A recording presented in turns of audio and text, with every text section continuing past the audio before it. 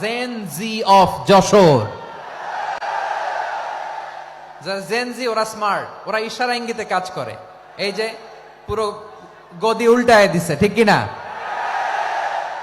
24-এর ছাত্র নাগরিক অভ্যুত্থান আমাদের দেখিয়ে দিচ্ছে কিভাবে চোখের ইশারায় গদি উল্টে দিতে হয়।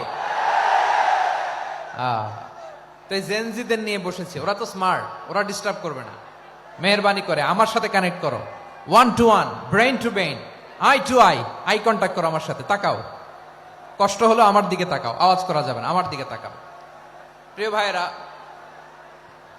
হিউম্যান রিসোর্স ডেভেলপমেন্টের ব্যাপারে কিছু কথা বলবো। এই যে আমাদের বিশাল জনসংখ্যা, এই জনসংখ্যাকে কি করে জনসম্পদে রূপান্তরিত করা যায় এ ব্যাপারে কথা বলি। সূরাতু বনী ইসরাইলের 70 নম্বর আয়াত তেলাওয়াত করেছি। এই আয়াতের আলোকে কিছু কথা আমি আপনাদের সামনে বলবো। আল্লাহ তাআলা ইরশাদ করছেন, ওয়ালাকাদ কাররামনা বনী আদম ওয়া হামালনাহুম ফিল বাররি ওয়াল বাহরি ওয়া রাযাকনাহুম মিনাত তাইয়্যিবাত ওয়া ফাদ্দাকাদ কাররামনা বনী আদম, আমি বনী আদমকে সম্মানিত করেছি, বনী আদমকে মর্যাদা দিয়েছি। ওয়া হামালনাহুম ফিল বাররি ওয়াল বাহর, বনী আদমকে জলে স্থলে, স্থলে এবং সমুদ্রে চলাচলের বাহন দিয়েছি।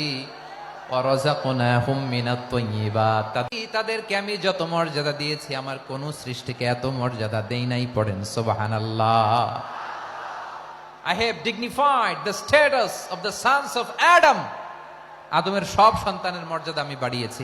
আল্লাহ এখানে বলেননি ওয়ালাকাদ কাররামনাল মুমিনিন, আমি মুমিনের মর্যাদা বাড়িয়েছি, বলেছেন? আল্লাহ এখানে বলেন নাই ওয়ালাকাদ কাররামনাল মুসলিমিন, আমি মুসলিমের মর্যাদা বাড়িয়েছি। আল্লাহ বলেছেন ওয়ালাকাদ কাররামনা বনী আদম, আমি বনী আদমের সম্মান বাড়িয়েছি। হোক সে মুমিন কিংবা কাফের, মুসলিম কিংবা মুশরিক, আস্তিক কিংবা নাস্তিক, আরব কিংবা অনারব, যেই হোক না কেন আদম সন্তান সবগুলার মর্যাদা বাড়ায় দিয়েছে কে? সবার মর্যাদা আল্লাহ বাড়িয়েছেন।